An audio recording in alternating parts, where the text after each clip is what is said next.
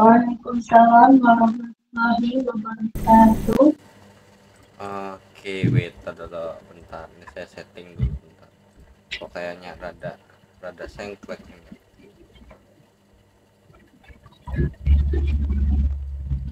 Properties, oke, contact Leviosa. Ini apakah jangan-jangan sound saya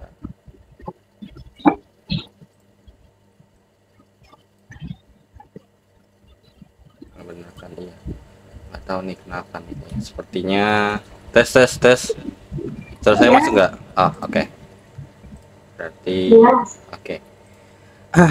Nah, sekarang kita bahas stoichiometry ya. Nah, jadi stoichiometry ini kalau semisal kita dulu di sini antar dulu sebelum apa namanya sebelum saya lanjut, saya mau nanya dulu. Di sini yang lagi join uh, yang dulu di luar SMA IPA gitu atau SMA-nya nggak ngambil kimia, ada nggak?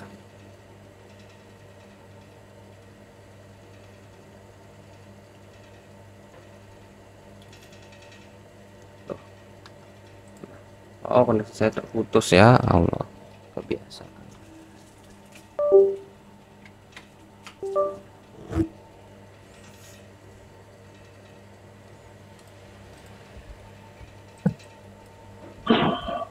Halo halo halo halo halo.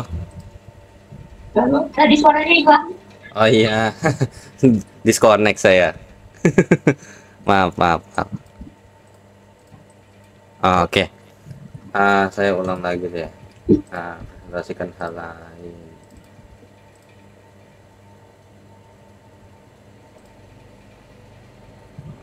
Oke.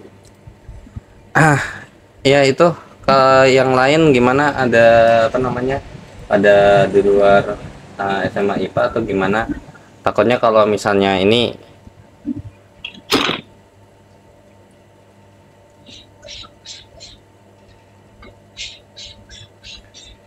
kelihatan nggak?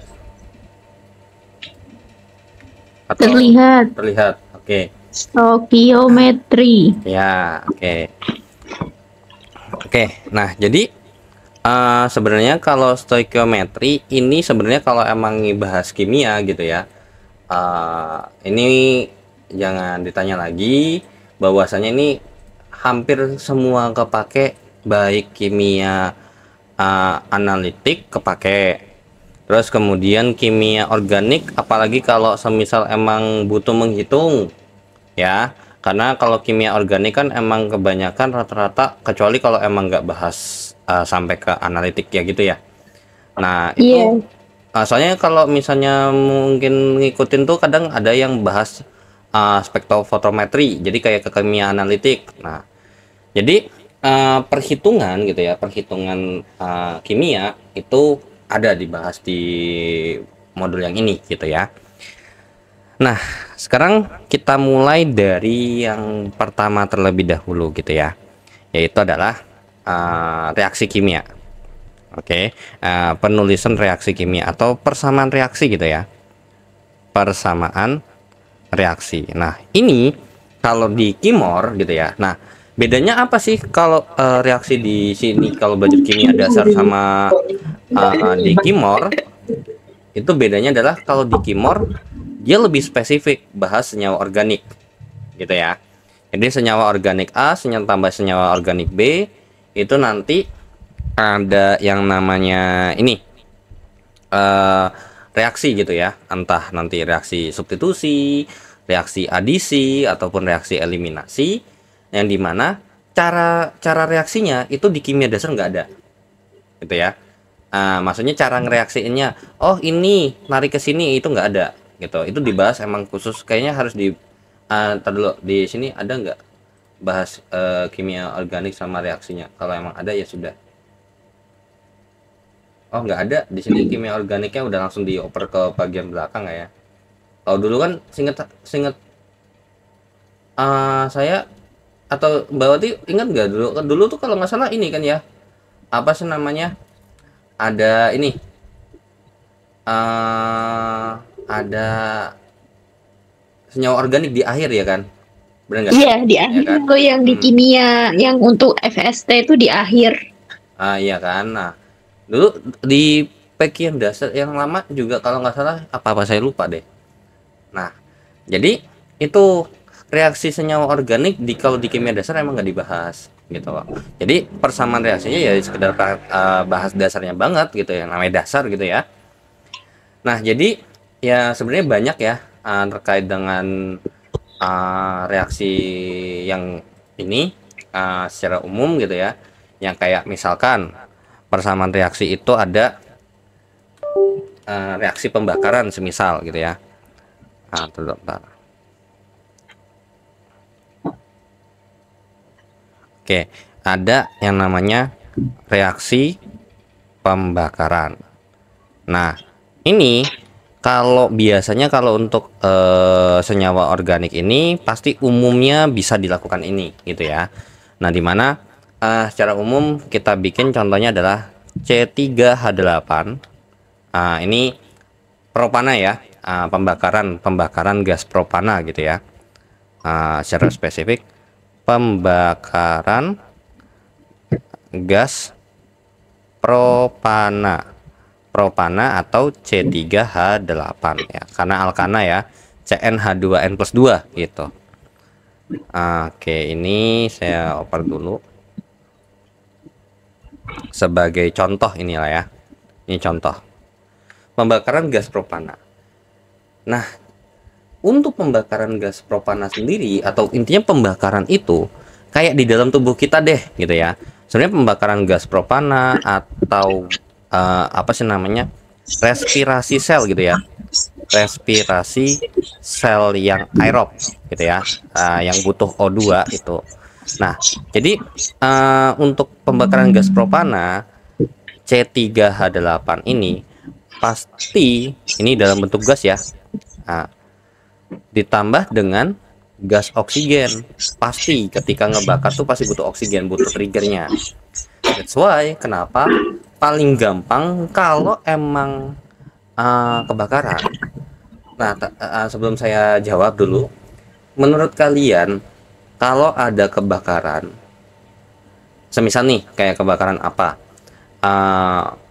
biasanya kan tindakan yang paling gampang sebelum memanggil apa namanya, sebelum memanggil pemadam kebakaran gitu ya, kalau udah apinya gede gitu ya, ataupun misalkan apinya udah mulai gede gitu ya, kira-kira pertolongan pertama apa yang bisa dilakukan? Ayo, Itu loh. kalau semisal kebakarannya kayak apa sih namanya, kayak di kompor minyak gitu ya kan, kira-kira apa tuh yang dilakuin? Tenang dulu. Iya, maksudnya anggap aja deh tenangnya itu belakang, yang kayak lain tuh. Nah, maksudnya ketika aksinya tuh ngapain gitu kira-kira? Ini ambil handuk dibasahin pakai air, Nah, and then terus dilempar ke yang ada apinya itu, yang kebakaran. enggak dilempar, kalau asal lempar doang nggak bisa, lebih tepatnya ditutup rapet gitu ya, ditutup. Alasannya kenapa? Karena tujuannya tuh paling gampang, kita mau mengeliminasi penyebabnya, oksigen. Api tanpa oksigen itu nggak bakal ada api itu ya. Nah, jadi kalau semisal anggap aja orang nyebat nih, kalau nggak mau nyebat, selain anggap aja deh kita kasih dia korek sama rokok, suruh ngerokoknya di luar angkasa yang hampa udara, ya mereka nggak bakal bisa ngerokok, karena mau api nyalain pun nggak bisa gitu ya. Nah, jadi ketika ada reaksi pembakaran itu pasti butuh gas oksigen. Kemudian hasilnya ada yang tahu apa? Karbon dioksida, gas karbon dioksida ditambahkan dengan uap air. Nah, ini biasanya H2O ini ada kalau di sini ada hidrogen. Kalau nggak ada hidrogen di sini alias karbon doang, kayak pembakaran areng tuh hasilnya karbon dioksida doang, nggak ada airnya gitu ya. Terus respirasi sel aerob yang paling gampang adalah pembakaran glukosa. C6H12O6 ditambah dengan O2 gitu ya. Wait, sorry. Ini agak sedikit. Oke. Pembakaran O2. Gitu ya. Ini juga sama. Hasilnya apa? Hasilnya CO2 ditambah dengan H2O. Nah, bedanya apa? Bukan bedanya sih. Lebih tepatnya ini pasti ketika kita bernafas. Jadi tujuan kita bernafas itu enggak hanya cuman buat oksigen dan karbon dioksida. Udah enggak. Ada lanjutannya lagi. Oksigennya itu dipakai gitu ya. Oksigennya itu dipakai buat bakar makanan yang udah atau makanan gitu ya, atau glukosa yang sudah kita makan. Nah, sehingga dia ada hasilnya CO2, uap air dan energi. Yang dimana energi ini itu biasanya dalam bentuk ATP ya, kalau misalnya dalam biokimia gitu ya, kalau belajar. Ini nanti ada hubungannya sama ini ada metabolisme ya, ada metabolisme gitu. Nah, jadi ketika kita bahas di sini metabolisme yang kayak semisal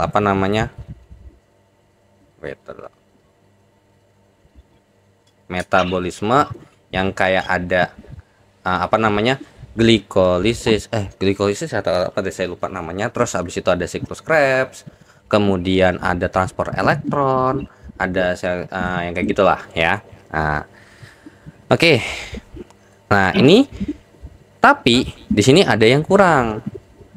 Kenapa? Karena kalau dalam reaksi kimia di sini haruslah dalam bentuk yang setara gitu ya. Dan dalam bentuk yang setara. Nah, ini C-nya 3, di sini C-nya 1. Supaya sama-sama 3, di sini kita tembak 3. Nah, terus di sini hanya 8.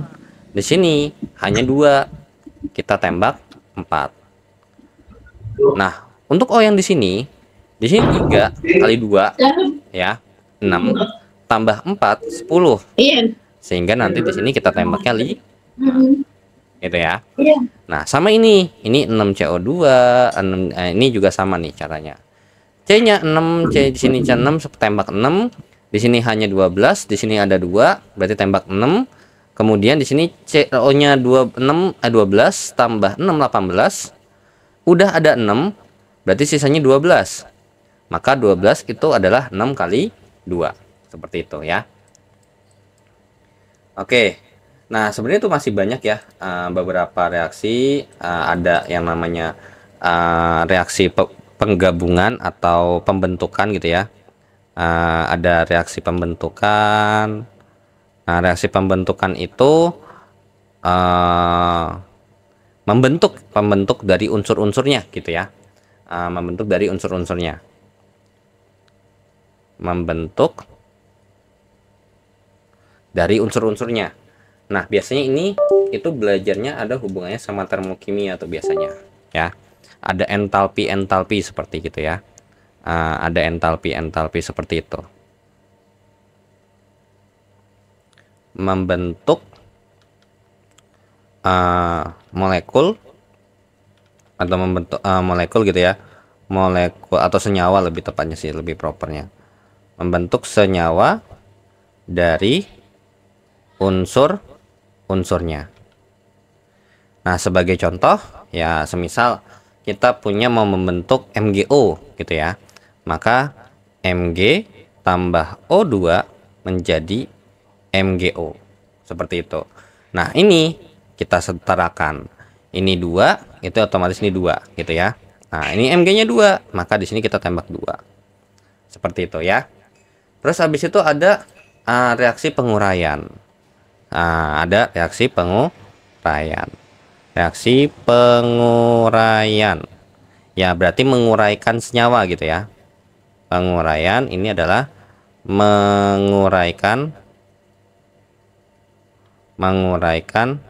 senyawa. Nah, bedanya kalau di atas dari unsur-unsurnya, ini jadi unsur-unsurnya. Gitu ya. Nah, sebagai contoh ya dibalik nih. Misalkan ada MgO, ya berarti jadinya Mg tambah O2. Nah, ini tinggal kita setarakan, ini 2, ini 2 gitu ya. Nah, sebenarnya banyak lagi reaksi-reaksinya lagi. Ada reaksi pengendapan, ada reaksi apa gitu ya. Yang biasanya kalau misalnya terkait dengan pengendapan itu ada hubungan dengan kelarutan ya. Nah, ketika kita bahas tentang kelarutan itu, jadi biasanya itu terkait dengan garam. Ada garam-garam yang gampang larut, ada garam yang sukar larut, gitu ya, dalam ininya. Jadi misalkan nih garam ini nih bisa larut dalam apa namanya, dalam pelarut apa? Semuanya, gitu ya.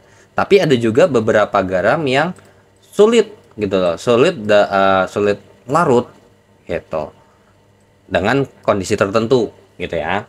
Nah, sebagai contoh kayak gini ya. Nah, ini saya ambil dari ininya, dari BMP-nya kurang lebih seperti ini. Ini yang namanya Nah, kurang lebih seperti ini nih. Garam-garam yang larut. Semua garam yang mengandung logam alkali. Nah, alkali itu yang golongan 1A ya. Nah, itu misalkan garam-garam kayak NaCl atau ada Na-nya itu gak mudah larut. Terus semua garam yang mengandung ion NH+. Ya, contohnya seperti contohnya tuh ada ini mungkin bisa kita bilang NH4Cl, amonium klorida. Ini logam alkali NaCl gitu ya. Terus semua garam yang mengandung anion-anion ini. Nah, ini contohnya NaNO3 gitu ya. Nah, dan lain sebagainya. Terus semua garam yang mengandung anion klorida, bromida dan ini, tapi kalau kationnya ini itu nggak mudah larut, kayak contohnya AgCl. Ini sukar larut dia, kelarutannya rendah dia, ya. Terus habis itu semua garam yang mengandung anion sulfat larut, tapi kalau CaSO4, BaSO4 itu dia sukar larut. Seperti itu ya. Nah, ini juga sama nih, kalian bisa cek sendiri. Nah, ada semua hidroksida tidak larut kecuali hidroksida dari logam alkali. Nah, ini harusnya alkali tanah gitu ya. Nah, ada CaOH 2 kali, dari CaOH 2 kali, BaOH 2 kali itu suka larut. Nah, kemudian ya adalah banyak, sebenarnya banyak ya kalau reaksi-reaksi misalkan mau bikin apa gitu ya. Nah, terus untuk di sini apa namanya, ada menyetarakan reaksi kimia, ini udah sekaligus. Jadi ini ini persamaan reaksi kimia dan menyetarakannya. Sampai sini dulu, ada yang mau ditanya nggak? Terutama mungkin ke bagian sini nih, nyetarain reaksi kimia gitulah. Itu yang paling utama sih. Karena kalau misalnya kayak gini nih, ini nggak di kimia organik, ini biasanya kimia anorganik ada belajarnya tuh, atau kimia fisika. Ayo silakan, ada yang mau ditanyakan terlebih dahulu, monggo kalau mau nanya.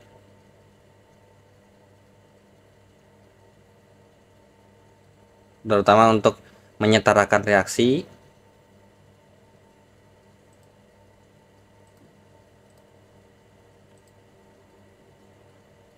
Tes.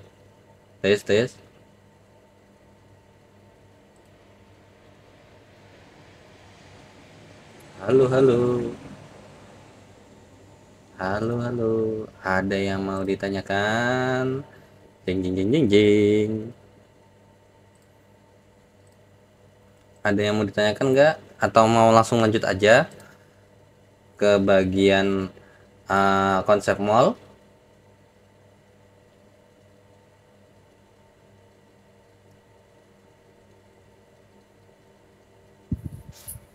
Lanjut aja, oke.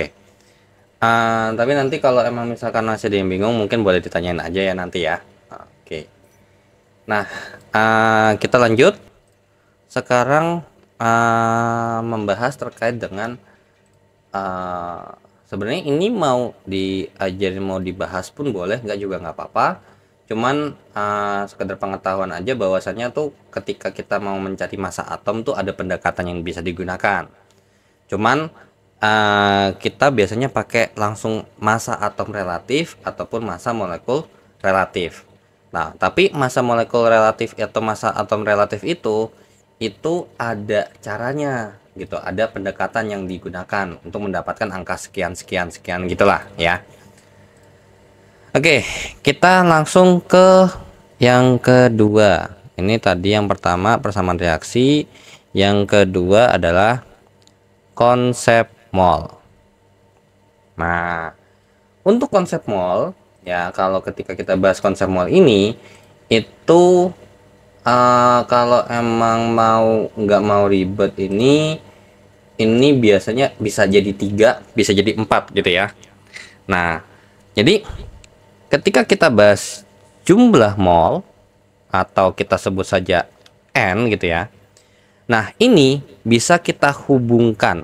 Kita bisa hubungkan kepada beberapa besaran gitu ya, beberapa besaran. Yang pertama itu kalau kita hubungkan dengan besaran adalah terkait dengan massa. Ya, massa atau G biasanya. Nah, ini rumus dasarnya adalah N sama dengan G per AR atau N sama dengan G per MR ya. Jadi ini rumus konsep mol yang pertama. Nah ya, jadi ini Ng per AR yang dimana AR ini itu adalah massa atom relatif. Sedangkan untuk MR itu adalah massa molekul relatif. Yang dimana untuk mencari ini nilai-nilai yang ada di sini nih, massa atomnya itu gitu ya, massa atomnya itu massa atom relatif terutama itu bisa kita cari dengan cara massa suatu atom gitu ya, per 1/12 dikali dengan massa atom C12. Oh, harusnya massa atom C12 ini kenapa massa atom O12 ya? Oh, massa atom C12 ini harusnya massa atom C12 ya, sehingga saya nanti kalau misalnya memang ada yang salah nanti saya benerin lagi ya. Oke, nah terus ada lagi yang kedua ya, yang kedua yaitu adalah terkait dengan jumlah partikel ya, terkait dengan jumlah partikel. Jumlah partikel alias N besar. Nah, ini itu adalah N sama dengan N dikalikan dengan NA gitu ya. Nah, di mana NA ini adalah bilangan atau tetapan daripada Avogadro ya, Avogadro. Yang sebenarnya ini katanya si Avogadro ini gitu ya, yang jadi apa sih namanya, apa namanya, ada ini sebenarnya bisa NA, tapi kalau di BMP pakainya dia L gitu ya kan, simbolnya bisa beda-beda. Yang dimana katanya gitu ya, katanya bahwa 1 mol zat itu gitu ya, dalam 1 mol zat, intinya di bagian jumlah partikel ini tuh katanya 1 mol zat itu terdapat 6,02 kali 10 pangkat 23 partikel. Nah, gitu ya. Maka dari sinilah inilah yang namanya bilangan Avogadro ini. Gitu ya. Inilah yang dinamakan NA. Gitu ya. Tetapan Avogadro. Kemudian yang ketiga. Nah, yang ketiga ini terkait dengan yang namanya volume ya. Coba saya cek dulu. Ya, volume atau lebih tepatnya volume molar gitu ya. Terkait dengan volume alias V gitu ya. Nah, dimana untuk rumus dasarnya itu kita pakai yang namanya persamaan gas ideal ya. Ya harusnya persamaan gas ideal. PV sama dengan N kali R kali T. Ini adalah rumus dasarnya.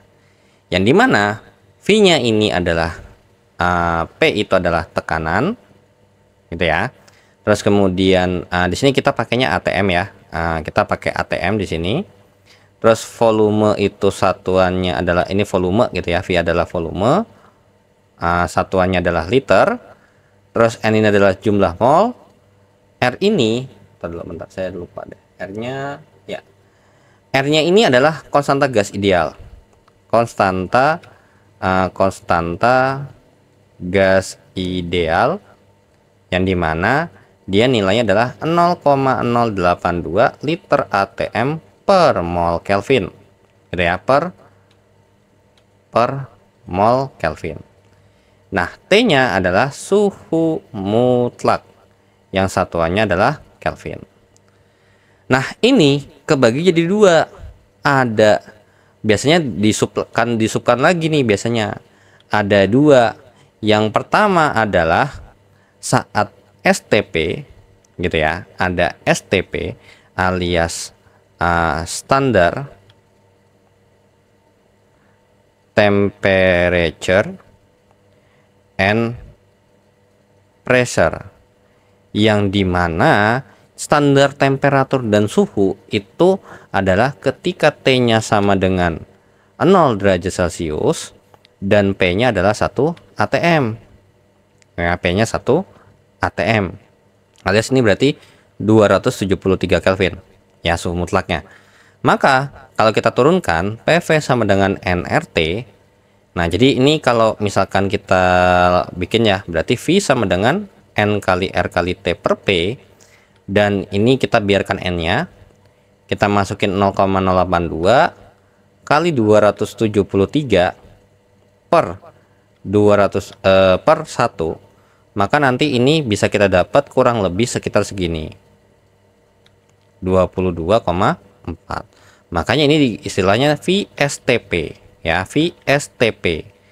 VSTP itu besarnya adalah N kali 22,4 gitu ya.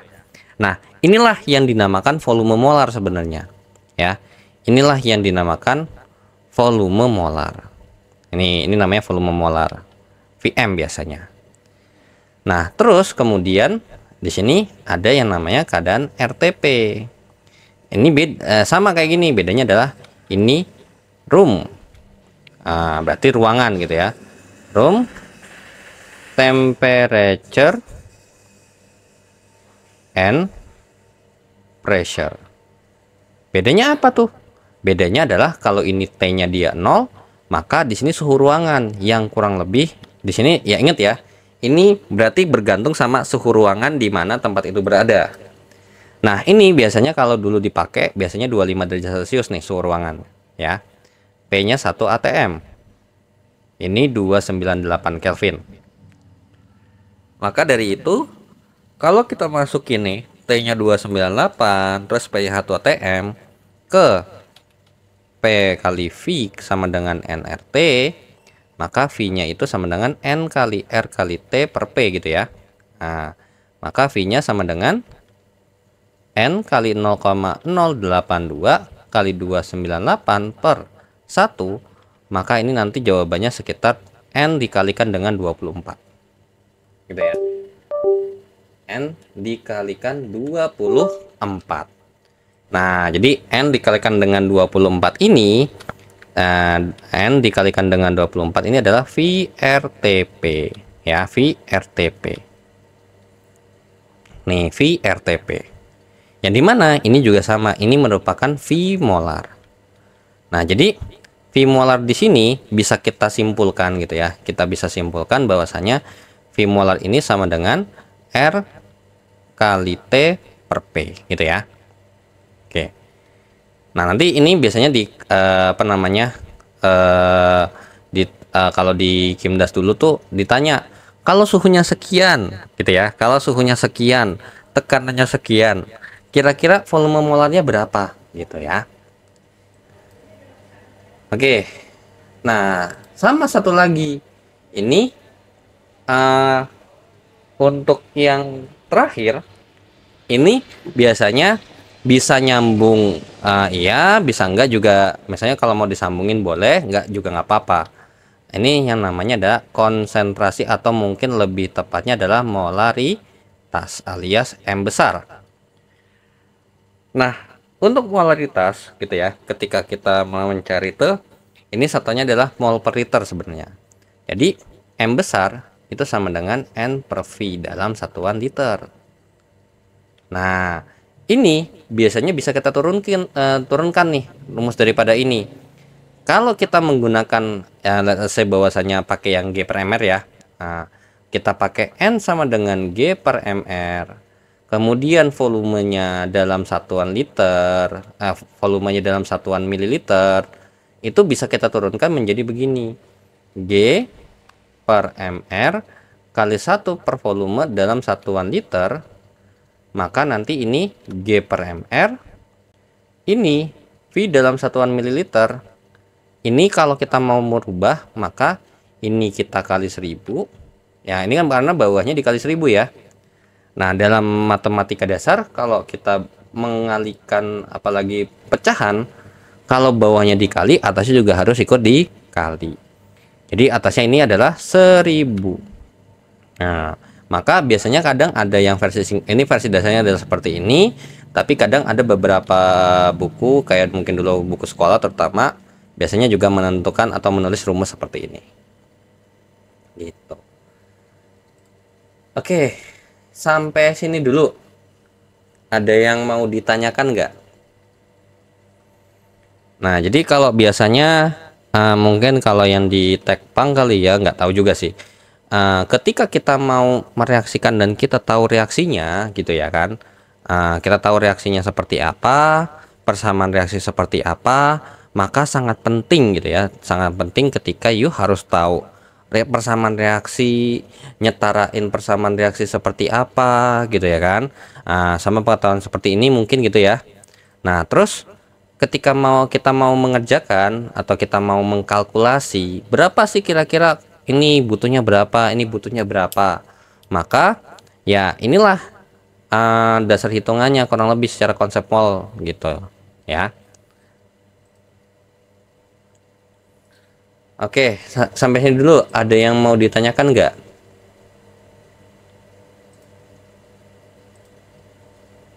Ayo yang mau bertanya. Kalau ini tuh sebenarnya tinggal ya rumus dasar banget. Tapi kalau di Kimor karena berhubung nggak ngitung ya, karena lebih ke fokus apa sih namanya, terutama kayak biokimia gitu ya, kayak polimernya yang ada makromolekul yang kayak karbohidrat, lipid, terus habis itu protein, terus kemudian habis itu senyawa turunan alkana gitu ya, senyawa ya itu nggak dihitung, biasanya jarang menghitung gitu, karena emang lebih fokus ke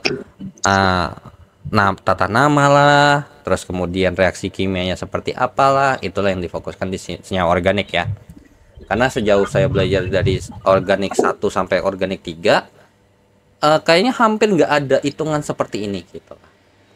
Cuman kalau dalam aplikasi kehidupan sehari-hari ya better ya ada gitu loh, seperti itu.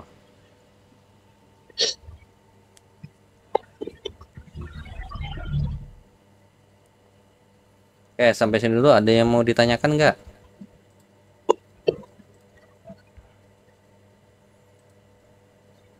Nggak ada yang bersuara. Mungkin karena nggak ada matkulnya, jadi gak mau bingung kali, atau ditanya mau nanya apa.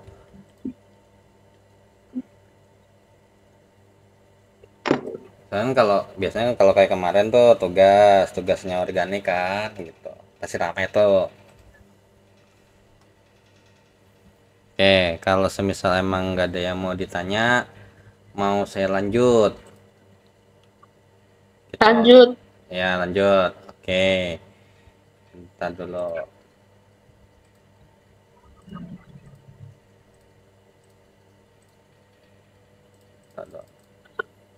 Di hukum dasar kimia ada nggak sih di sini? Ada nggak sih hukum dasar kimia? Coba dicek dulu.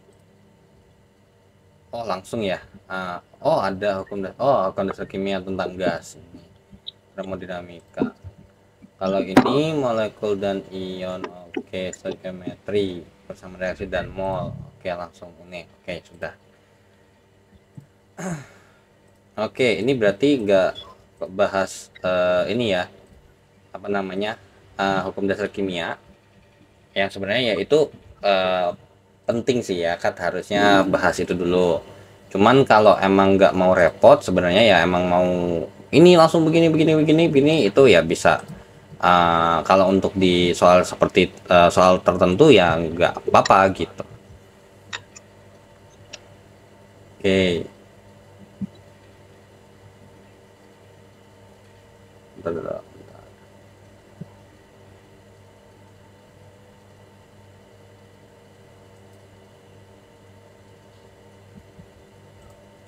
Oke. Nah, kita lanjut ke nomor 3.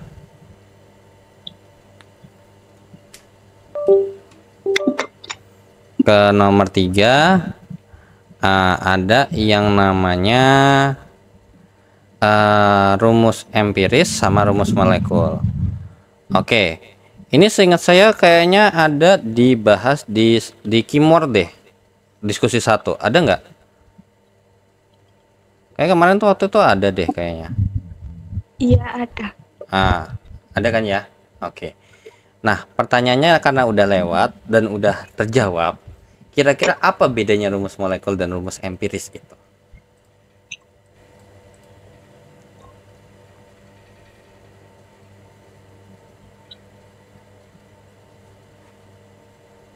Ayo, kira-kira apa?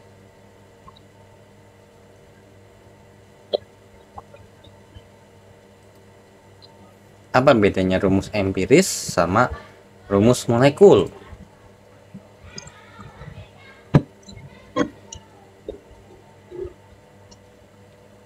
Apa yo? Apa ya? Ayo apa yo? Apa bedanya? Jadi kalau rumus molekul ini adalah ya rumus molekul sebenarnya gitu ya. Ini adalah kondisi sebenarnya, sedangkan kalau ini adalah kondisi perbandingan paling sederhana gitu ya, perbandingan paling sederhana, perbandingan paling sederhana yang biasanya karena berhubung ini tidak mencerminkan apa sih namanya, berarti kalau kayak gitu berarti tidak mencerminkan keadaan yang sebenarnya dong. Iya betul, emang tidak apa namanya, tidak mencerminkan keadaan yang sebenarnya. Tapi biasanya kalau kita tahu misalkan perbandingan paling sederhananya, terus kemudian kita analisis lebih lanjut, nanti kita tahu nih ada rumus molekul, itu molekulnya rumus molekul apa gitu ya. Nah, jadi dalam menentukan rumus empiris gitu ya, terutama untuk menentukan rumus empiris itu alias RE gitu ya, saya singkatnya. Ini adalah ini RE, ini RM. Bukan rumah makan ya, bukan. Oke. Nah, rumus empiris itu adalah perbandingan mol atau penyusunnya gitu ya, atom atau unsur-unsur penyusunnya gitu, penyusun sebuah senyawa gitu ya. Perbandingan mol gitu ya, perbandingan mol unsur-unsur penyusun senyawa gitu ya, penyusun sebuah senyawa. Nah, yang sepertinya misal anggap aja kita punya C bla bla bla, H bla bla bla, O bla bla bla. Maka semisal ini X, Y, Z, maka untuk mencari YZ-nya itu kalau kita bahas rumus empirisnya aja, maka ini bisa kita tulis seperti ini. X banding Y banding Z itu sama dengan mol C banding mol H banding mol O. Nah, nanti tinggal ini rumusnya tinggal GC per ARC banding GH atau alias massa H per ARH banding masanya O per ARO. Seperti itu ya. Nah, apa hubungan antara biasanya, nah ini sebelum lanjut ke ini, biasanya gitu ya, biasanya yang ini selain dikasih tahu langsung, bisa juga langsung dikasih tahu secara tidak langsung dari reaksi biasanya gitu. Jadi biasanya kadang kan ada nih suka soal CX HYOZ ditambah dengan O2, hasilnya CO2 tambah H2O. Nah, dikasih tahu nih ini berapa gram ya, ini berapa gram. Nah, maka untuk mencari massa karbonnya ini ya, massa karbonnya ini kita bisa pakai pendekatan seperti ini ya. Nah, saya bilangnya adalah massa suatu atom X itu setara dengan yang namanya sigma ARX per MR senyawa, MR total gitu ya, MR senyawa gitu ya, mungkin lebih tepatnya MR senyawa kali dengan massa senyawanya. Nah, jadi semisal nih, nah dari sini nih kita cuma bisa ketemu C sama ketemu H gitu ya. Nanti hanya tuh misalkan di sini biasanya dikasih tahu nih sekian gram gitu ya. Nah, nanti yang ini cara nyari massa karbonnya sebagai contoh di sini, massa karbon sama dengan 1 kali ARC per MrCO2 kali dengan massa CO2. Terus untuk massa H ya, untuk massa H di sini kalau kita mau cari 2 kali ARH per MrH2O kali massa H2O, seperti itu. Nah, nanti dari untuk massa O nya gimana? Massa O nya nggak dicari dari sini biasanya, karena kan bisa dari sini iya, dari sini iya. Nah, jadi biasanya untuk massa O nya tinggal dikurang nih massa senyawa, massa si CXHYOZ dikurangkan dengan yang namanya massa C tambah massa H. Jadi ketika di sini nih, ini misalkan ini kalau ditotalin tuh di dalamnya tuh ada berapa karbon, ada berapa hidrogen, ada berapa oksigen, seperti itu. Nah, terus kalau semisal udah ketemu nih si rumus empirisnya, lalu gimana nih cari rumus molekul? Nah, jadi rumus molekul ini ya, itu adalah kelipatan dari rumus empiris. Jadi bisa kita tulis adalah Rm ini itu adalah rumus empiris berlaku kelipatannya berapa kali gitu ya, kita sebut saja N ya. Nah, maka dari ini biasanya ini kita bisa cari gitu ya, kita bisa cari dengan cara biasanya dikasih tahu nih MR senyawanya alias massa molekul gitu ya. Nah, di sinilah nih, di sini kita bisa tahu dari biasanya dari sini tuh dikasih tahu nih massa MR ini gitu ya. MR daripada si CXHYOZ-nya tuh berapa gitu ya. Jadi kita menduga nih, oh ternyata jadi tuh ini biasanya nanti didapat kalau secara analitik gitu ya, atau secara penelitian ini nanti bisa dapat dari spektrofotometri massa gitu ya. Jadi pakai analitik supaya bisa kita dapat masanya berapa sih gitu ya, masanya berapa sih, masanya sekian gitu ya. Maka inilah nilai MR-nya. Nah, lalu ya udah, berarti ini kita bisa pakai MR CXHYOZ gitu ya. CXHYOZ itu sama dengan gitu ya, si RE-nya sendiri kali atau mungkin MR-nya rumus molekul sama dengan N dikalikan dengan MR-nya rumus empiris. Seperti itu. Nah, ini kalau mau lebih enak nih ya, ada rumus, ada soalnya harusnya ya.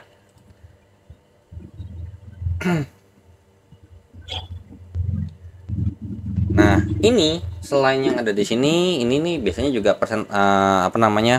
selain yang ada di sini nih, ini yang ini nih, ini juga bisa kita terutama ini selain ini nih. Ini biasanya kita bisa langsung bandingkan gitu ya, karena misalkan anggap aja massa senyawa satu dengan ini gitu, itu bisa langsung dibandingkan gitu. Nah, tapi ini juga biasanya kadang suka ada persentase nih, persentase massa, persentase kandungan gitu ya. Persentase massa X. Ya, ini tinggal massa X-nya gitu ya. Massa X-nya per massa total per massa total. Ya, per massa total kali 100%. Seperti itu. Sampai sini untuk teoritisnya ada yang mau ditanyakan dulu tidak?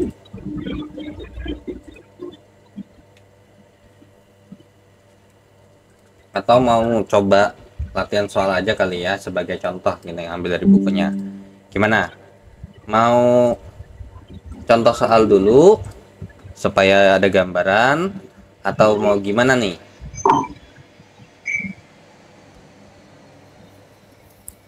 Contoh soal, Kak. Nah, contoh soal ya untuk sebagai ini ya. Oke, set. Oke. Apakah contohnya terlihat? Aman ya? Harusnya. Oke. Jadi di sini diketahui jika karbid dicampurkan dengan air maka akan dihasilkan gas yang biasa digunakan untuk pengelasan. Nah, katanya senyawa ini hanya mengandung karbon dan hidrogen. Jadi diduga gitu ya. Nah, jadi senyawa yang dimaksud itu adalah ada C berapa, H berapa gitu ya. CXHY kita sebut saja. Nah, nanti ini ada sekian gram C sama sekian gram H gitu. Nah, ternyata pada proses pembakaran sempurna sedikit sampel tersebut, oksigen yang hanya dihasilkan adalah sekian dan ini gitu ya. Jadi di situ katanya dikasih tahu CXHY kalau ditambahin O2, kita nggak tahu ya berapa banding berapa gitu ya untuk koefisiennya. Ini ada CO2 tambah H2O yang dimana di sini hasilnya adalah 8,8 gram, ini 1,8 gram. Nah, maka untuk mencari ini, ya itulah digunakan massa karbon sama dengan sigma AR karbon per MR-nya si CO2 kali massa CO2 gitu ya. Nah, jadi dikali dengan massa CO2. Ya udah tinggal kita ini aja, nanti langsung masukin kan massa CO2. Berarti massa karbon sama dengan 1 kali 12 per 12 gitu ya. 12 tambah 2 kali 16 kali 8,8. Ya udah, ini hasilnya adalah 12 per 12 tambah 32 itu 44 kali 88 per 10. Sehingga ini bisa kita coret aja sama-sama bagi 44.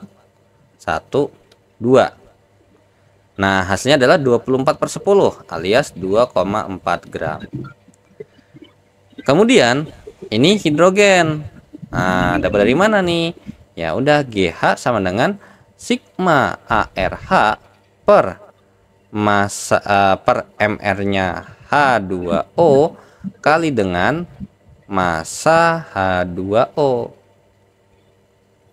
Berarti massa hidrogennya adalah 2 kali 1 per 2 kali 1 tambah 16 kali 1,8. Maka untuk massa karbonnya sendiri, massa hidrogennya sendiri gitu ya. Untuk massa hidrogennya adalah 2 per 18 kali 18 per 10. Sama-sama habis dibagi 18 nih. Nah, jadinya 2 per 10 alias 0,2 gram. Nah, ya sudah, langsunglah kita dapat X banding Y untuk rumus empiris gitu ya. untuk rumus empirisnya adalah X banding Y sama dengan molnya karbon banding molnya hidrogen. X banding Y sama dengan gitu ya. Ya sudah, berarti G-nya C per ARC banding G-nya H per ARH. Ya sudah, berarti untuk X banding Y-nya adalah sama dengan 2,4 per 12 ya, per 12 banding berapa nih? 1,8 GH-nya adalah 0,2 per 1. Berarti X banding Y-nya ini adalah 0,2 banding 0,2 gitu ya. Nah, 0,2 banding 0,2 nih kalau dibikin jadi apa? Jadi 1 banding 1 ya kan, sama dengan 1 banding 1, sehingga dapat kita simpulkan rumus molekul daripada rumus empiris daripada CXHY ini adalah C1H1 gitu ya. Nah, semisal dilanjutkan soalnya, apabila setelah dilakukan analisis massa gitu ya, analisis massa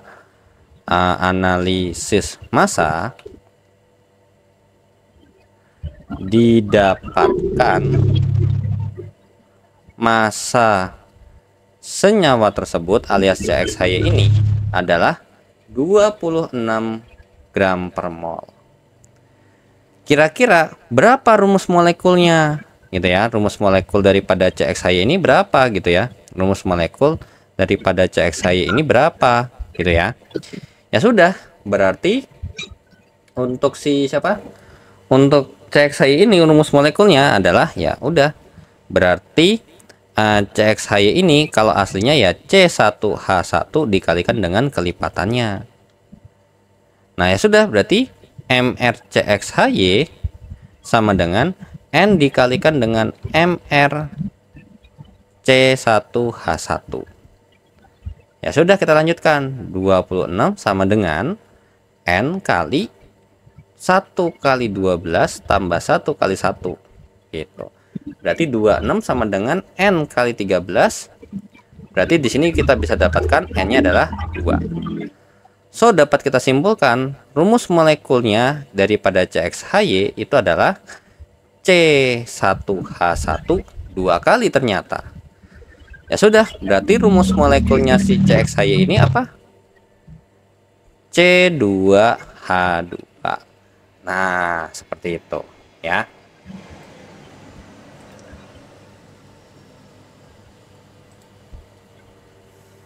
Oke, sampai sini dulu. Ada yang ingin ditanyakan tidak?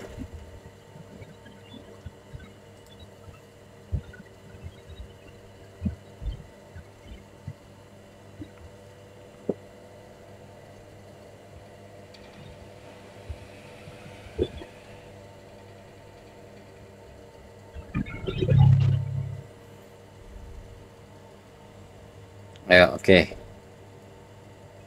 Kira-kira ada yang mau ditanya dulu nggak?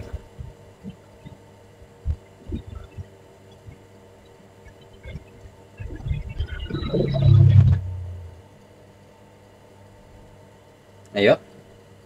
Ada yang mau ditanya dulu tidak?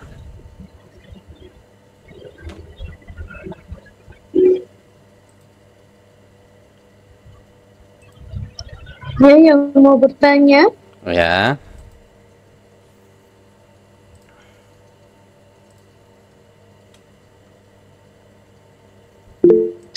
Enggak, aman. Yang lain?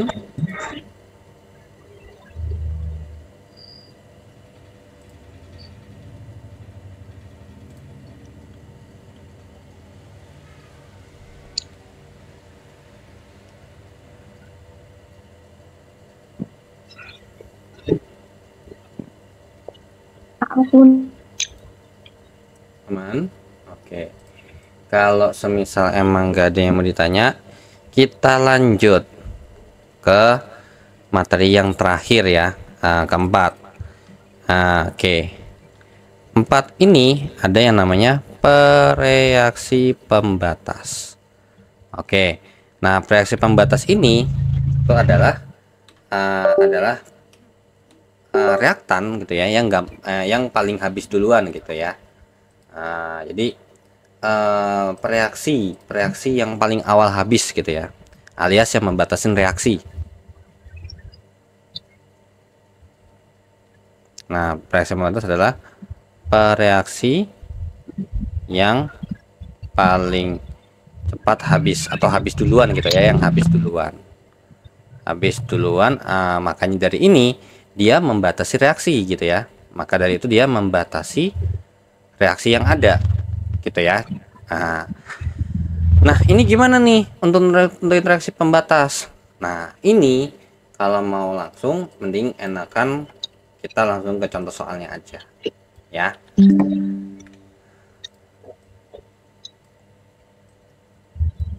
Oke. Nah, di sini ada asam sulfat gitu ya. Intinya diproduksi lah dengan cara seperti ini. Ini harusnya oke. Nah, andaikan proses tersebut untuk membuat H2SO4 ini dikasih tahu katanya ada informasi-informasi seperti berikut. Ada 408 gram SO2, 160 gram O2, 144 gram H2O, ya kan? Nah, terus mana yang merupakan reaksi pembatas? Nah, berapa massa yang dihasilkan dan berapa massa reaktan yang tersisa? Nah, ini barulah kita kerjakan pakai stoichiometry gitu ya, pakai RS gitu ya. Jadi reaksinya adalah seperti ini. Tapi kita pastikan terlebih dahulu gitu ya, bahwasanya ini enggak ada reaksinya udah setara gitu ya. Karena biar mengikuti hukum dasar kimia yang kayak hukum kekekalan massa, hukum perbandingan tetap, hukum perbandingan berganda gitu ya. Oke. Nah, H2SO4. Nah, di sini kita pakai MRS.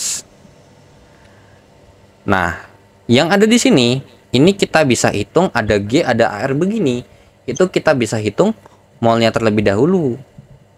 Jadi si SO2 kalau kita hitung N sama dengan G per MR nya, maka N sama dengan 480 per SO2 tuh di sini kita coret-coretan di sini dulu aja deh.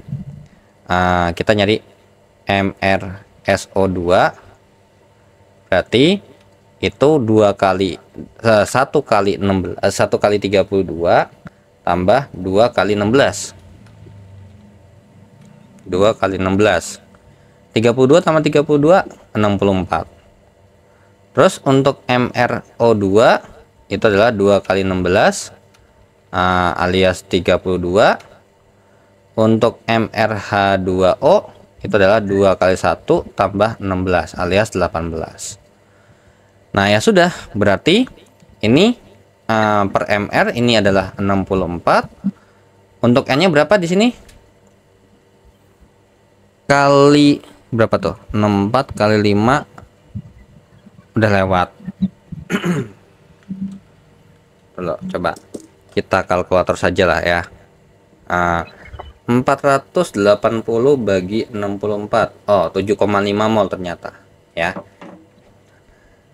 7,5 mol. Terus untuk O2 ya, untuk O2 berapa sih molnya gitu kan ya? Untuk molnya si O2, untuk molnya O2 itu,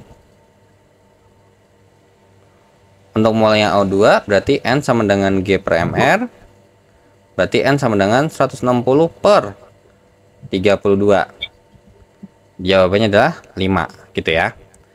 Kemudian sama si H2O, N sama dengan G per MR, N sama dengan 144 per 18. Maka ini jawabannya adalah 8. Nah, ya sudah, kita masukkan di sini 7,5 mol. Terus kemudian ini 5 mol. Terus kemudian ini 8 mol. Maka ini di awal belum ada ya, karena di sini nggak dikasih tahu di soal ada apa enggak. Ya udah kita anggap kosong aja. Kita beneran baru bikin gitu ya. Nah, ya sudah. Berarti gimana nih cara nentuinnya? Nah, nanti di bagian yang dikotakin ini, yang warna biru di bagian yang reaksi ini ada berlaku nih hukum 3 in 1 kalau saya bilangnya, gitu ya. Hukum 3 in 1 saya bilangnya. Perbandingan mol itu setara dengan perbandingan koefisien sama dengan perbandingan volume. Gitu ya. Sama dengan perbandingan volume.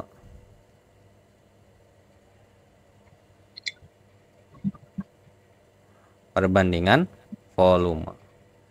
Ya sudah, kalau semisal kita bikin, misalkan anggap aja ini habis, jadi tuh kalau misalnya kita pakai biologic tuh sebenarnya bisa gitu ya. Kita coba-coba.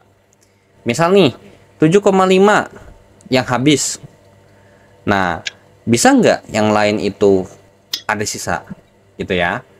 Nah, terus kita juga coba nih. Kalau semisal anggap aja si O2-nya yang habis gitu ya. Kalau O2-nya habis, kira-kira ada nggak gitu ya. Nah, jadi kita coba-coba tuh kalau emang nggak pakai cara spesifik gitu ya, misal. Nah, kalau misalnya coba-coba gimana contohnya nih? Ini 7,5. Nah, kalau koefisiennya 2 itu 7,5, maka kalau koefisiennya 1 alias berarti perbandingannya itu 2:1 gitu ya. Maka kalau 2 aja 7,5, kalau 2 itu adalah 3,75. Ini koefisiennya 2. Ya udah sama. Nah, artinya berarti kalau kayak gini bisa nggak kita pakai? Bisa, karena bahannya cukup. Kita punya 5 mol gas oksigen, kepakainya cuma 3,75. Ya cukup dong, gitu kan ya. Nah, terus ada lagi nggak? Misalkan anggap aja kita bikin ini nih. Ini yang habis. Ini 8 mol nih. Berarti ini koefisiennya 2 juga 8 mol. Kalau koefisiennya 1 ya 4 mol. Nah, ini bisa nggak? Nggak bisa, karena nggak cukup bahannya. Nah, kalau semisal ini yang habis, maka ini 10 mol, ini juga 10 mol. Nggak cukup bahannya. Maka yang benar adalah yang tadi. Nah, tapi masalahnya adalah kalau kayak gitu, kita coba. Kalau misalkan kita coba-coba, otomatis lama. Maka dari itu ada dalam menentukan reaksi pembatas gitu ya, adalah membagi gitu ya, dengan ditentukan dengan cara membagi mol mula-mula dengan koefisien reaksinya gitu. Jadi di sini nih 7,5/2 itu adalah 3,75. Ini 5/1 hasilnya 5. 8/2 hasilnya 4. Nah, terus habis membagi, kemudian pilih hasil bagi hasil bagi terkecil gitu ya. Hasil bagi terkecil gitu ya. Jadi tinggal mana nih yang hasil baginya paling kecil gitu ya. Mana yang hasil baginya paling kecil gitu. Mana yang hasil bagi paling kecil adalah yang ini. Jadi ini pasti habis. Nah, berarti berlaku yang tadi. Kalau ini 7,5 gitu ya, 7,5 mol, berarti ini 3,75 mol. Ini berarti 7,5 mol. Ini 7,5 mol. Seperti itu ya. Nah, ya udah, ini habis. Awalnya punya 5 mol, kepake 3,75 mol. Berarti sisa berapa? Gitu kan ya. Bentar dulu, bentar. Ada yang salah masukin nggak nih?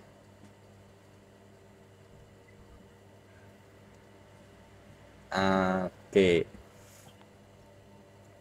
Ini 5 kan ya, benar.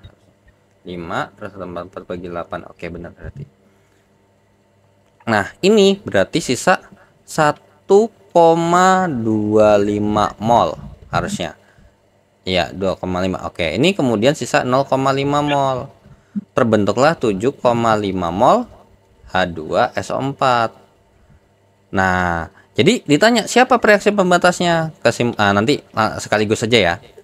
Nah, dari sini kita lanjutin nih. Di sini kita bisa cari massa H2SO4 yang dihasilkan dengan rumus G per Mr. 7,5 sama dengan G per. Nah, tadi H2SO4-nya udah ada belum? Oh, belum. Ya udah kita cari dulu nih. Mr H2SO4 itu sama dengan 2 kali 1 tambah 32 tambah 4 kali 16. 2 tambah 32 itu 34.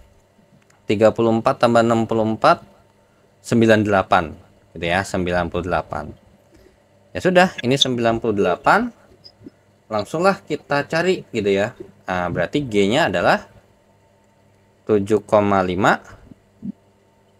kali 98. Maka nilai G-nya berapa? Gitu ya kan? Coba kita cek dulu. 7,5 kali 98. Maka jawabannya adalah 735 gram. Ya, 735 gram. Nah, berapa massa reaktan yang tersisa? Ya udah, tinggal kita cari lagi di sini. Ini kita lanjutin. N sama dengan G per Mr. Berarti N sama dengan 1,25 gitu ya, 1,25 sama dengan G gitu ya. Per Mr-nya adalah sebesar 32 ya tadi ya. Sama dengan G per 32. Berarti G-nya adalah 1,25 kali dengan 32 berapa tuh? 1,25 kali dengan 32. Jawabannya adalah 40 gram. Nah, ini N sama dengan G per Mr lagi. Berarti N-nya adalah 0,5, G-nya itu yang kita cari, H-nya ini Mr-nya adalah 18. Berarti G-nya sama dengan 0,5 kali 18. Ya, ini setengahnya ya. Setengah daripada 18 ya, jawabannya 9 gram. Nah, jadi dapat disimpulkan siapa yang jadi reaksi pembatasnya? Yang jadi reaksi pembatasnya adalah si SO2.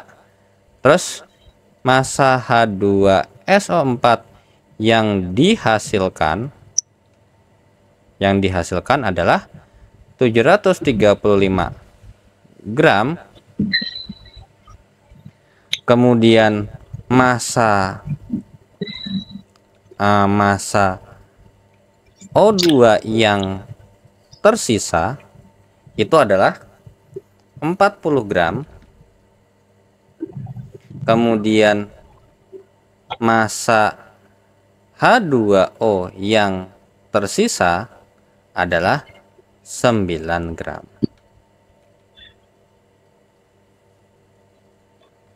Seperti itu. Oke, sampai sini ada yang ingin ditanyakan tidak? Itu dulu terlebih dahulu, ada yang ingin ditanyakan tidak? Ayo, yang mau bertanya silakan. Sebenarnya karena nggak ada matkulnya sih, mungkin bingung kan mau nanya apa gitu kan. Tapi nanti kalau udah belajar kimia organik balik lagi ke sini. Iya, cuman ini Mbak, kan yang ini kan nggak begitu apa namanya, nggak begitu kepake langsung di kimia organik karena ya emang jarang banget kepake gitu kan. Apalagi terutama untuk hitungannya di kimia organik tuh hampir nggak ada sebenarnya di sini. Nah, gitu. Cuman setidaknya kalau emang di kimia organik ada menghitung, ya menghitungnya tuh ya nggak jauh dari kayak gini gitu loh. Oke, sampai sini dulu ada yang mau ditanyakan nggak?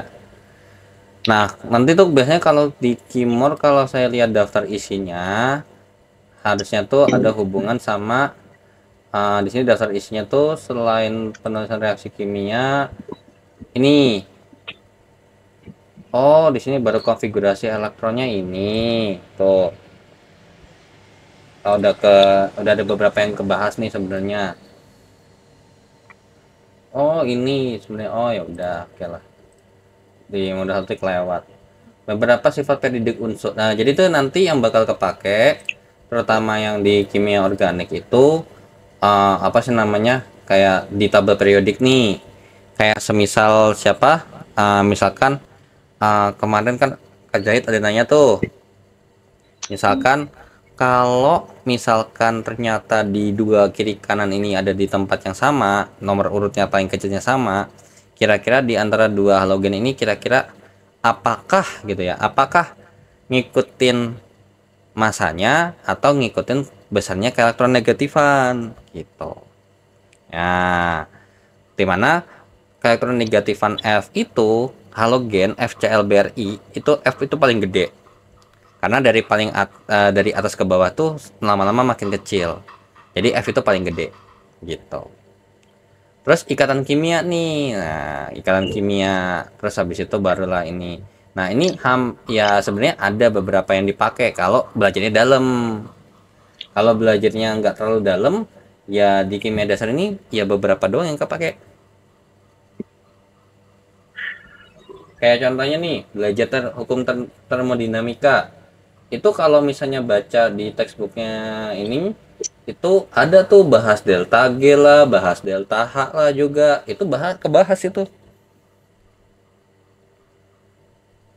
Ada kebahas.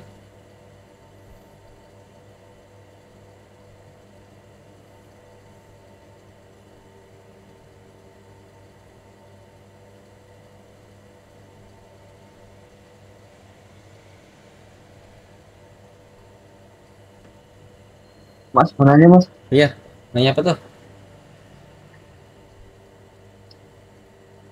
tentang yang kanan kiri itu maksudnya gimana ya? Mana kanan Turunkan kiri itu tadi, yang mana? yang di modul di Modul? semester, soalnya kalau nggak salah ya, Kenapa kenapa? cara jarum lawan jarum jam itu kan belum paham, maksudnya gimana konsepnya? Oh, ini kimia organik, nanya kimia organik. Iya, nanya kimia organik. Nah, itu tuh itu singkat saya kayaknya ada hubungan sama S sama R ya kalau nggak salah ya. Sinister sama rectus kalau nggak salah tuh juga sama bahas ada L sama D. Nah, itu tuh yang searah jarum jam sama berlawanan arah jarum jam itu kita mesti muter-muter dulu nih senyawanya nih. Kita putar-putar 3D-nya.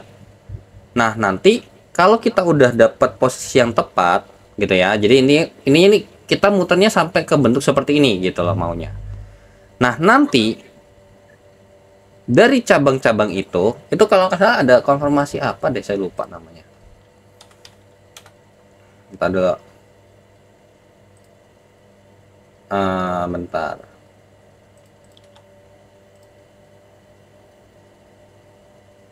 Sebenarnya ini kan menteri kimia dasar nggak apa-apa deh. Bentar dulu, saya buka dulu di buku kimor saya, di buku kimornya, soalnya ke buku kimornya saya males buka yang versi cetaknya soalnya.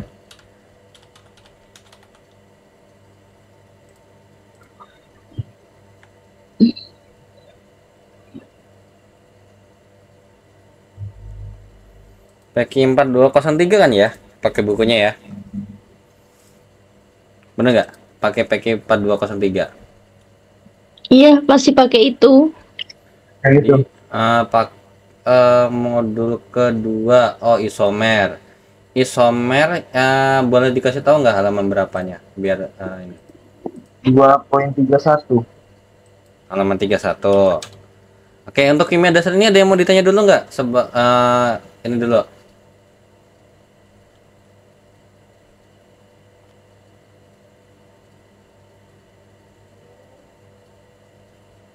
Kalau emang nggak ada, saya mau ini dulu. Mau bahas kimia sedikit. Mungkin ada yang tadi nanya tuh.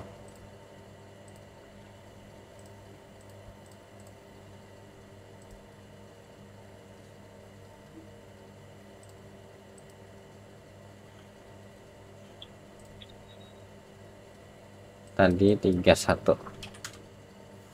Yang ini ya? Nah itu mas. Oke. Jadi tuh gini. Kalau semisal kita lihat nih dari si C, B, E, kan ini C ini kan ini suatu yang optis aktif ya. Ini C asimetris karena di sini ini atom C chiral karena dia mengikat 4 gugus fungsi yang berbeda. Dia pertama berikatan dengan atom hidrogen, kemudian dia fluor, brom, sama klor, gitu ya. Nah, maka ini sebenarnya adalah bisa optis aktif, gitu ya kan. Nah, selain sebenarnya ini kayak konfigurasinya, gitu ya. Ada E sama Z, ada L sama D, ada S sama R. Nah, jadi pertama yang harus kita lakukan adalah kita memprioritaskan terlebih dahulu, gitu ya. Kita prioritaskan terlebih dahulu si bagian yang ininya yang berikatan dengan si C-nya. H, Cl, F, Br. Nah, di sini prioritasnya adalah yang paling kuat itu adalah yang paling berat, gitu ya. Yang nomor atomnya paling besar. Maka Br, Cl, F, baru H. Itulah prioritas utamanya. Kalau udah, gitu ya. Sampai sini dulu, ada yang mau ditanya dulu nggak? Yang bagian ini, yang prioritas ini. Gimana ya, Mas? Aman ya? Oke. Lewatin Mas. Nah, kalau udah, kan dikasih nomor nih ya. Gitu ya, dikasih nomor. Nah, di antara ini, tadi kan Br itu prioritas utama. 1, Cl, F, sama H. Nah, ini itu kalau dalam apa namanya? Kalau dalam struktur 3D-nya, dulu bentar. Saya lupa struktur 3D-nya pakai pet edu kayaknya bisa harusnya.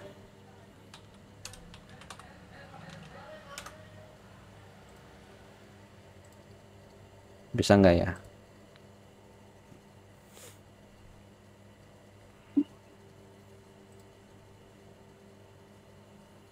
Ini harus kebayang 3D-nya, ini harus bayangan 3D soalnya. Nah, jadi tuh ini ceritanya yang nomor 1 sama nomor 2 ini kita putar-putar. Dan dimana kita harus melihat, atau mungkin ini sebenarnya masih bisa lah ya, masih sosok lah. Kalau semisal mau dibikin ini ke mana? Mau dibikin ke sini harusnya masih bisa lah ya. Tapi harus rada berimajinasi dikit nih. Nah, dari ini gitu ya, dari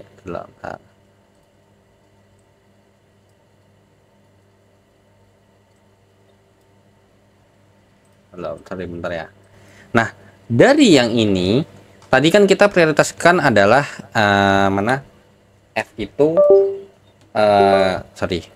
Berdasarkan prioritas utama tadi, nomor atomnya adalah tadi Br,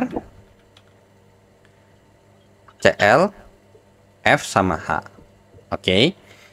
Nah, ini kalau semisal sekarang nih, berarti H ini paling lemah gitu lah ibarat kata gitu ya. Paling rendah prioritasnya. Maka ini paling belakang, kita taruh di belakang gitu ya. Kita bikin di paling belakang. Ini pun juga kita bikin di belakang dari kita lihat gitu ya. Nah, dari belakang kita lihat. Nah, ini nomor 1, kalau kita lihat ini di belakang, berarti kita ngelihatnya dari mana? Dari sini ya, setuju nggak? Itu dulu, kita sepakatin dulu. Sepakat. Ya, ini ngelihatnya begini ya, set. Nah, dari sini nih, set. Nah, ini paling belakang, ini depannya, ini depan, ini depannya. Nah, ini kalau kita lihat dari depan, maka C itu bisa ke atas ada Cl, F-nya itu ada di kiri begini, dan Br-nya ada di kanan seperti ini. Sedangkan ini, kalau kita lihat ini dari belakang, maka C ini Br, gitu ya. Ini C, kemudian ini adalah Br, kemudian ini adalah F, ini kemudian adalah Cl. Oke. Nah, Kita lanjut lagi, kita masih tadi jangan ditinggalkan nih. Tadi satunya BR, duanya CL, ini 3. Maka ini kita kasih lagi tadi BR nomor 1, CL itu nomor 2, F itu nomor 3.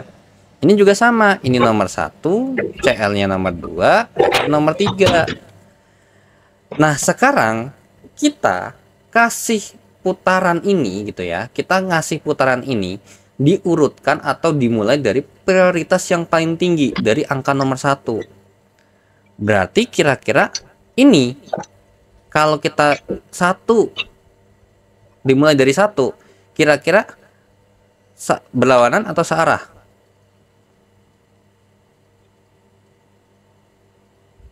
Kalau kita berlawanan kan, karena kan 1 dulu, kedua, terus 2 ke 3, baru balik lagi ke 1. Ini pun juga sama, 1 ke 2, 2 ke 3, barulah balik lagi nih ke sini. Maka dari itu ini itu berlawanan arah jarum jam, arah putarannya. Berlawanan dengan arah jarum jam. Ini searah dengan jarum jam. Nah, kalau berlawanan arah jarum jam, konfigurasinya itu ya, konfigurasi absolutnya itu kita kasih dengan nama S, sinister. Terus sinister ini ada dari ini, dari ada artinya, ada diambil dari kata sinister. Sinister ini itu muternya ke arah kiri. Gitu ya, ini kiri. Nah, kalau ini searah jarum jam itu diambilnya adalah R. Ya, R. Rectus yang artinya sebelah atau ke arah kanan. Nah, ini kan kanan nih muternya searah jarum jam gitu. Makanya dari itu ini dikasih namanya, ada nama biasanya dikasih di depannya tuh ada huruf S sama huruf R. Gitu. Ada dikasih huruf R sama dikasih huruf S. Ini kalau dikasih namanya adalah S, namanya apa? Ini R, namanya apa? Gitu ya. Jadi ini itu yang dikotakin ini adalah nama senyawa yang dari atas. Ini pun juga sama. Jadi hanya beda depan aja. Biasanya ini bisa EZ, bisa LD gitu ya.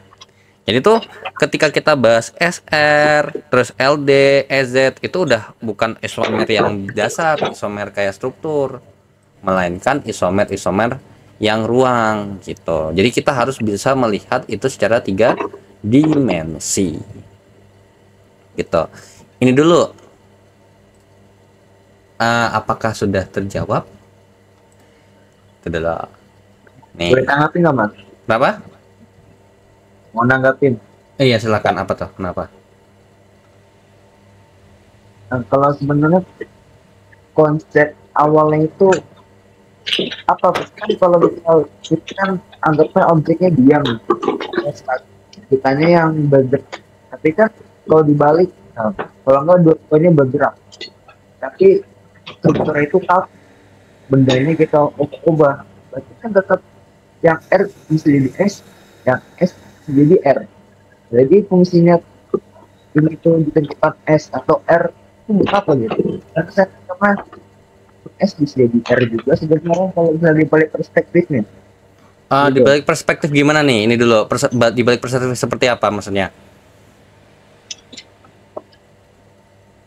Misal mengkoneknya kayak lagi gambar 3D Blender, Mas. Iya, nah kan gini nih. Jadi tuh ini kan di awal ini dulu kita sepakat ini dulu nih. Kan ada prioritas ya.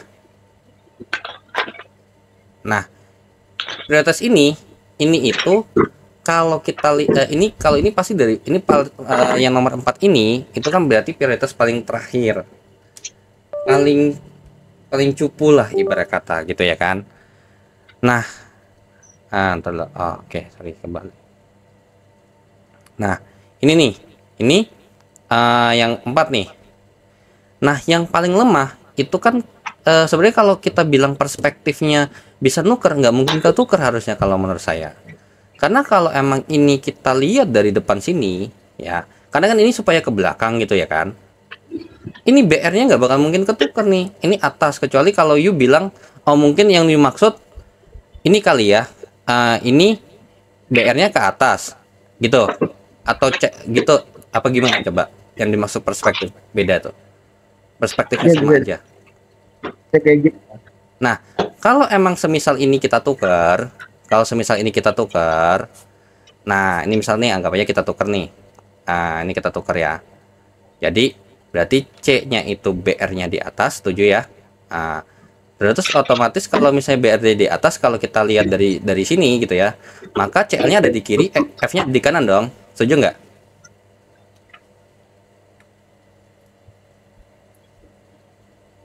Kita dulu, setuju nggak?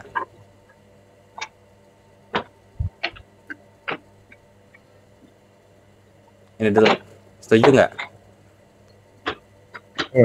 Setuju. Ya kan?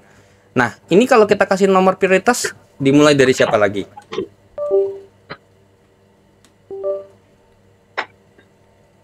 BR lagi kan ya?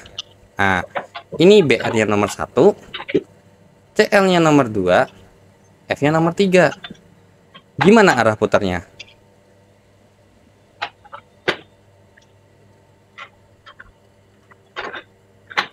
Ini putarnya begini. Arah muternya tetap bakal berputaran lawan jarum jam, jadi mau diputar gimana pun. Kecuali kalau misalkan ini ngelihat depannya itu atau alias hanya jadi di depan, maka nanti ketukar jadi begini, gitu loh. Nah, jadi sebenarnya kalau misalkan ditanya konfigurasi absolut tuh lebih kayak apa sih namanya? Mau menspesifikkan secara 3D-nya gitu loh. Karena kalau kita lihat ini sama ini tidaklah suatu molekul yang sama kalau secara 3D gitu loh. Gitu. Ini sama ini adalah sesuatu yang walaupun secara makronya tuh sama, tapi bentuk 3D-nya beda. Nah, kalau bentuk 3D-nya beda atau bentuk ininya tuh beda, walaupun ini cuma ketukar-tukar doang gitu ya. Yang ini BR di kanan, ini di gini gitu. Maka itu secara dispesifikan kalau kita mau kasih nama atau mungkin lebih ke konfigurasinya gitu ya. Kalau kasih nama, namanya tetap sama, nggak ada. Jadi kalau ketika kasih nama tuh, ini namanya senyawanya apa? Ya tetap sama. Namanya adalah bromo. Anda belum coba. Ini kalau disebut kasih namanya apa?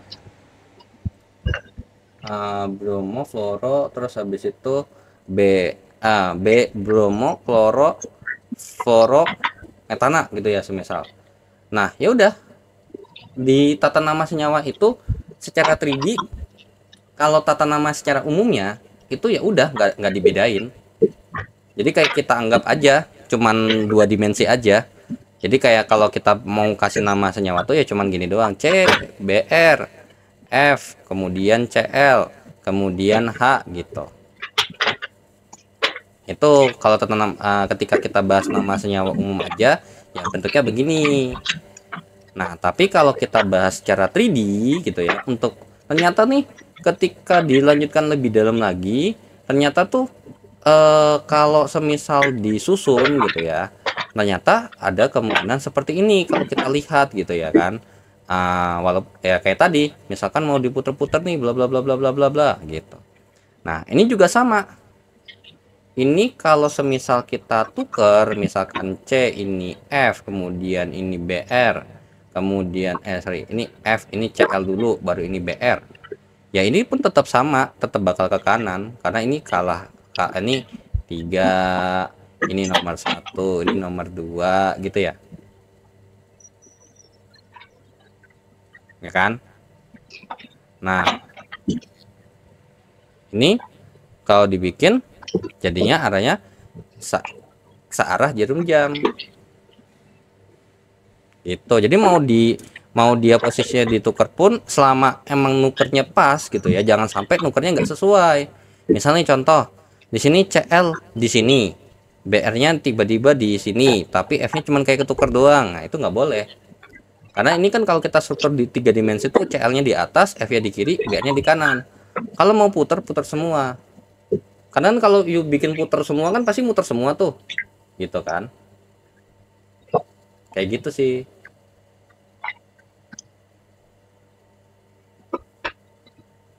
Itu ini kalau konfigurasi itu kayak nanti ada inilah apa sih namanya?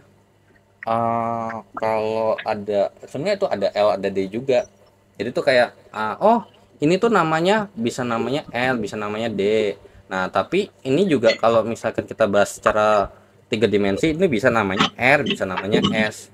Jadi tuh kayak ini loh penyebutan ya kalau kalau setahu saya ya kalau setahu yang saya baca. Karena ini tuh bisa jadi kayak C sama trans, S sama Z gitu ya kan. Cuman kan kalau C sama trans sama S sama Z itu S sama Z itu lebih spesifik gitu loh. Gitu sebenarnya.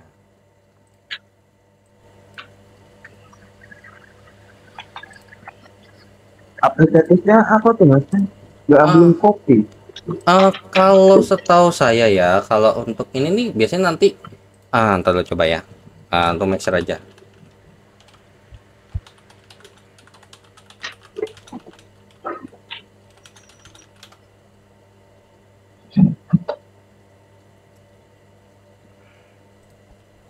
Nah, ini karena beda posisi gitu ya. Maksudnya beda posisi maksudnya secara prioritas urutannya beda gitu ya. Kan yang satu ini CL walaupun yang sama-sama diputar, cuman bedanya ini kan F-nya di kiri, BR-nya di kanan.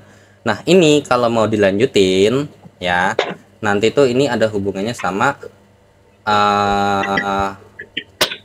reaksi paling umumnya gitu.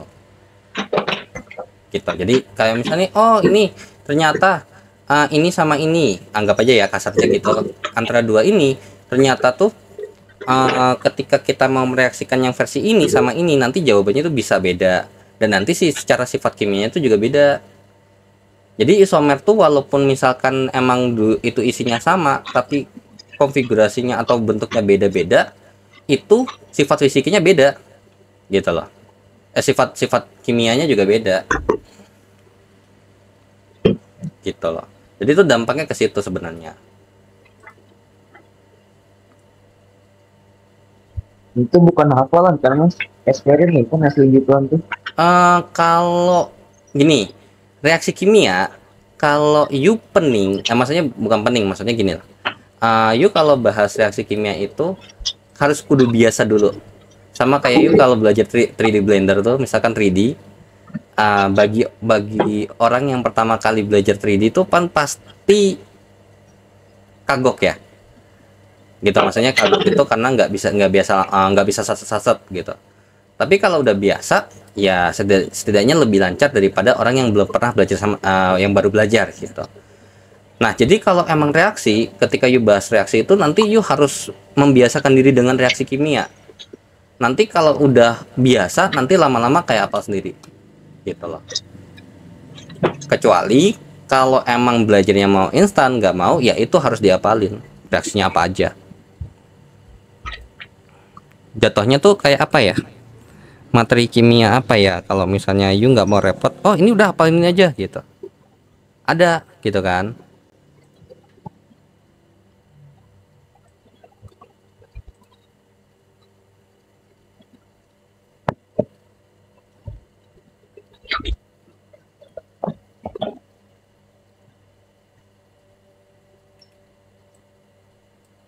Jadi arah ini cuma pelengkap dari reaksi kompleksnya mas ya. Gak bisa apa maksudnya kalau misalnya dia S itu pasti sini ya kira nggak ada tiga ya. Iya karena jadi intinya tuh ketika isomer anggap aja deh paling gampangnya gini sebelum ke isomer yang ini kan ada isomer struktur ya bener nggak, misalkan CH3 CH2 CH2 CH3 dengan CH3 CH3 ini terus kemudian bawahnya CH2 CH3 gitu ya, ini mempunyai sifat yang beda dan nanti ini akan ada hubungannya dengan entah sifat apa namanya, sifat fisikanya pasti beda karena di sini di atas titik didih yang atas ini sama titik didih yang di bawah ini lebih tinggi yang atas.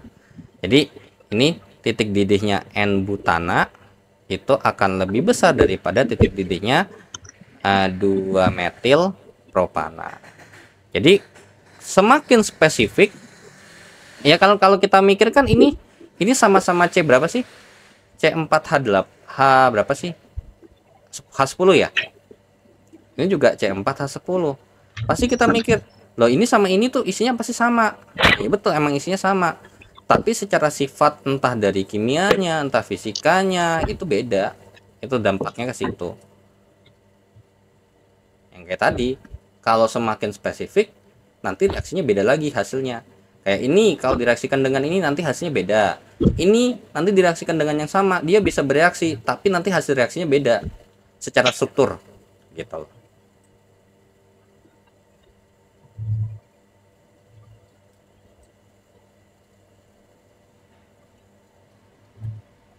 Gitu loh. Gimana? Sudah terjawab? Atau sudah ada gambarannya?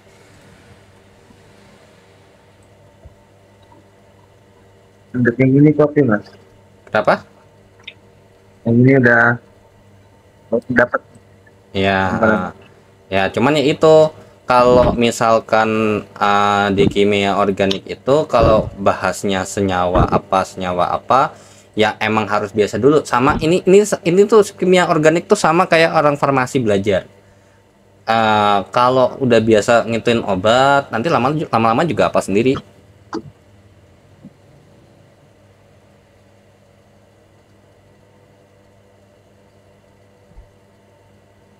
Gitu.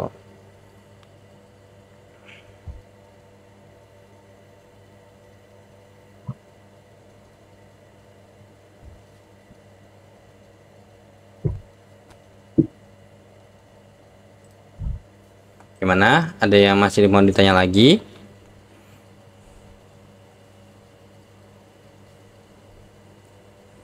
Kalau emang nggak ada yang mau ditanya lagi, saya mau tutup mungkin.